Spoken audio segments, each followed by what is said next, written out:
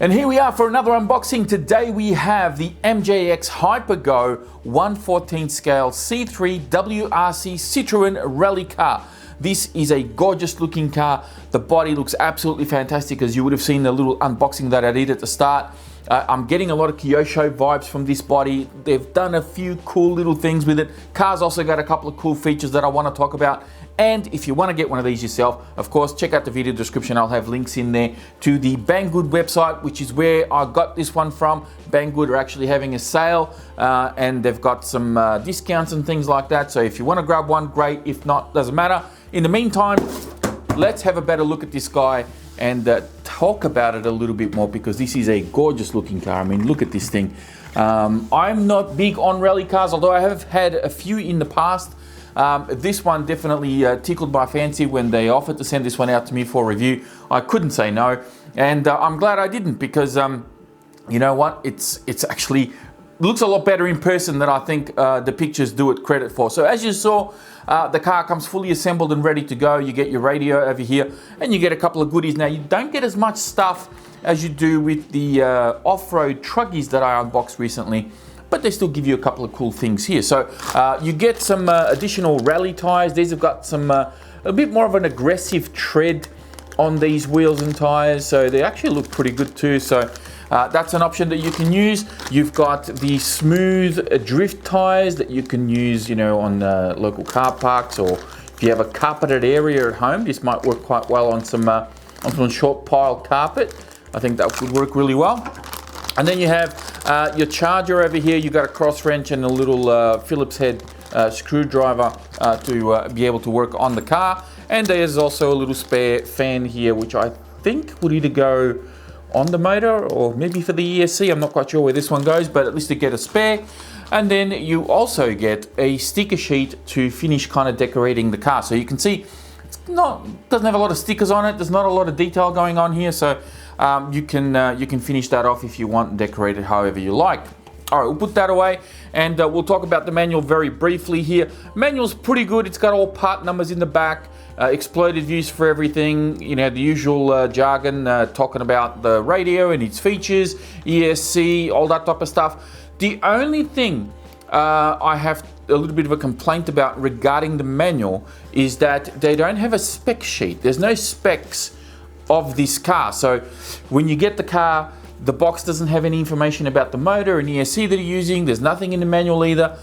I kind of feel like they've missed a page there. So I'll tell you the specs a little bit later on as we go through this unboxing. But yeah, kind of weird that there's no information in the manual regarding what the electrics are and all that type of thing.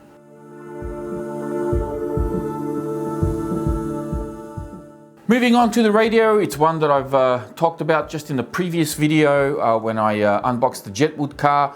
It's pretty much exactly the same. These radios are kind of okay, like they'll do the job. They're not super precise in their throttle and steering, but they're okay. Like, you know, if you've got nothing else, this will do the job for the time being. You have a couple of settings here on the actual remote itself. So you have obviously an off setting, then you can go 70% and you can go 100%. I've got batteries in mine already. They don't come with batteries, just so you know. It does run 2 AA's that you put in from underneath, and you've got to remove that annoying little screw in order to do that. This button on the handle controls your lights, so this will turn your lights on and off. I think there's actually a couple of settings for the lights, so you can have them like flashing, and then you can turn them off, or you can just have them permanently on. The cool thing with this is that it does have indicators, so every time you turn the wheel, the indicators will come on, and also it has brake lights, which is really cool. So when you hit the brakes, the brake lights will come on, you go back to neutral and you go into reverse, and then you get the reverse lights coming on. So really cool that they've done that on this particular car. And that's pretty much it. You've got steering trim, throttle trim, and there's not much else to this radio, but as I said, it does the job. So time for the main course. We have the little Citroen rally car. This thing just looks so beautiful. I really like the look of this car. You got a little diffuser on the back here, no number plate, so I suppose you can probably do something there if you wanted to. Nice little spoiler in the back. It's a double spoiler actually. You got some vents on the front, which is just fake, or on the side rather. You got some plastic handles. You got some mirrors here. There's no silver sticker or glass in the mirrors, which I guess is a little bit disappointing there. But the body is kind of like, I think from what I gather, is in two pieces. So you have this piece here, you can sort of see that looks like it's broken, but it's not. It's just a separate piece that goes on the front here. It's just because of the way that they mold it. You got some diffusers on the front here as well. Nice detail all the way around, and you got your lights and everything, some fake vents, fake wipers, little fake scoop on top, and that's really it. So alloy chassis, as is the case with all the other MJX cars, and it's just a gorgeous little model. I really like the look of this thing. So taking this off, we have to remember that it is plugged in, like all the lights and everything are plugged in. So when you pull this body off, be careful, try not to forget, because you can get carried away and give it a good old yank. Now, this is probably one of the criticisms that I have when it comes to having lights in body shells. And, you know, I kind of wish that there was a way that they could plug it in somehow, if there was a point that it could plug in on the chassis, just like the body post would go through, like there would be like some pins or something, and it would plug in and that would be it, and you wouldn't have these wires.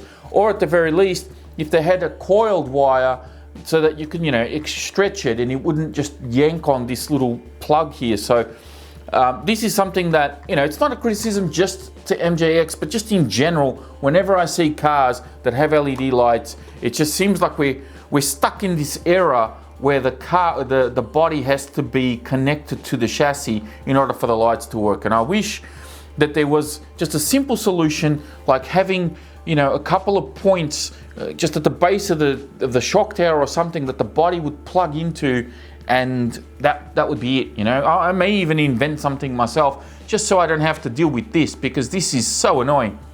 But enough ranting, let's unplug this thing and I'll show you. Oh, can I even unplug it? Is it going to come off? Here we go. Yep. And I'll show you what's it like underneath. So there's a lot of plastic here. The body is actually quite heavy. It's got plastic on the sides. There's things sort of bolted on, like the handles, the mirrors, everything's bolted on. You've got, you know, actual plastic light buckets for the rear LEDs.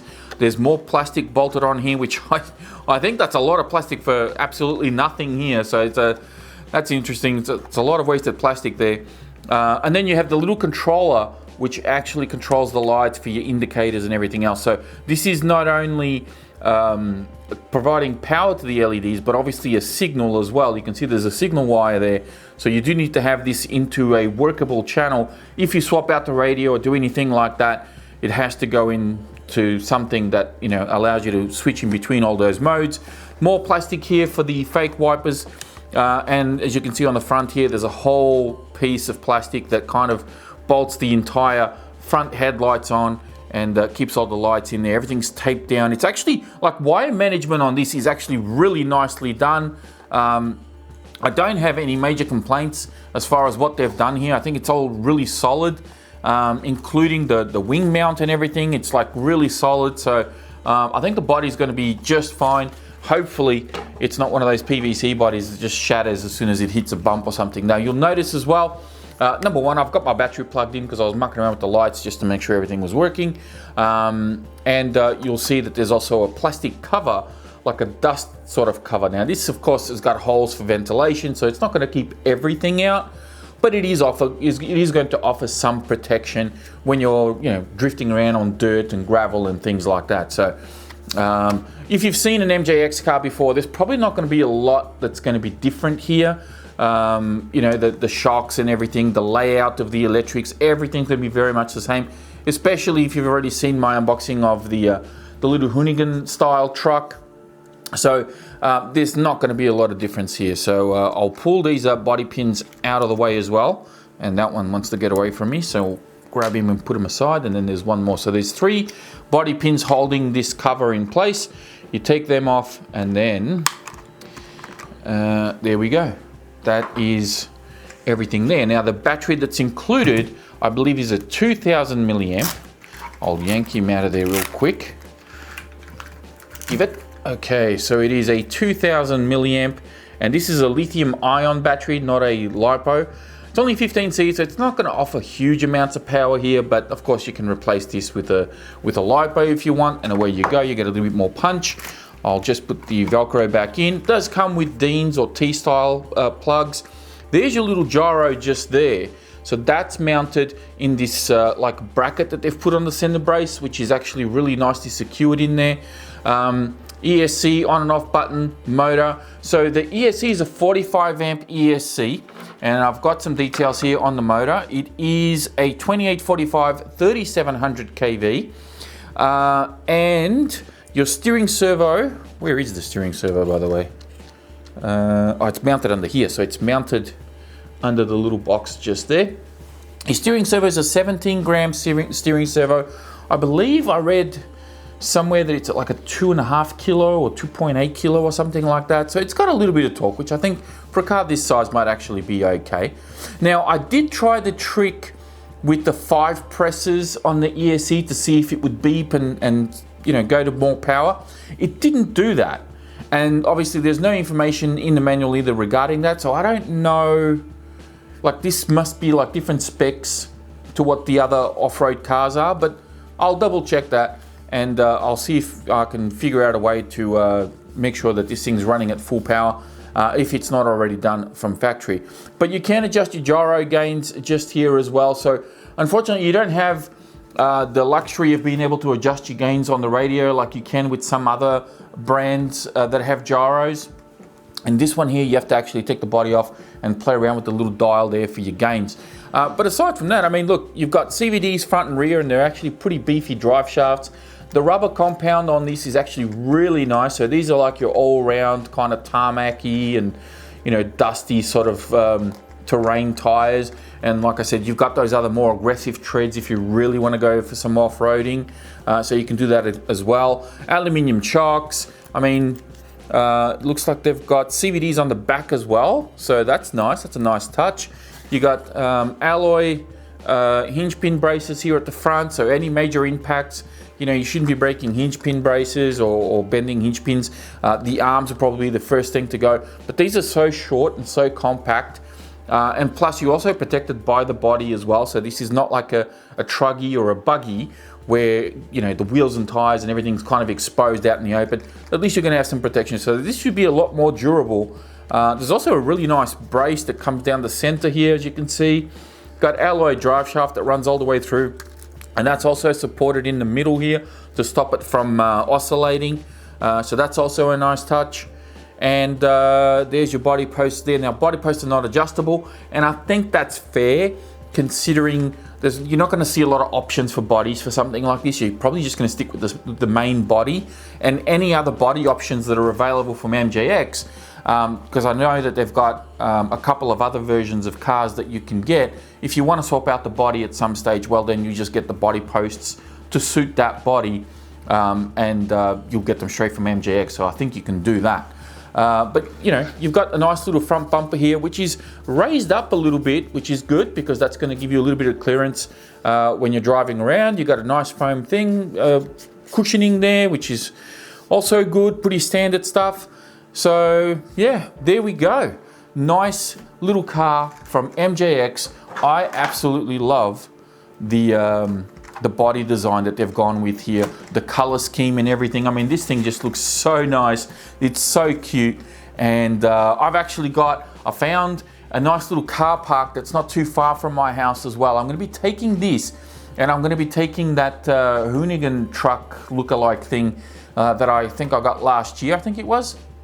And hopefully doing a nice little drift video with these cars just to see how they drive and how they handle. But yeah, there we go, the Citroen WRC 1/14 scale from MJX, a beautiful little car. And as I said at the start of the video, if you want to get one of these, again, video links will be in the video description for you guys to check out, as well as links to my social media pages, which will keep you a couple of steps ahead of what goes on here on YouTube.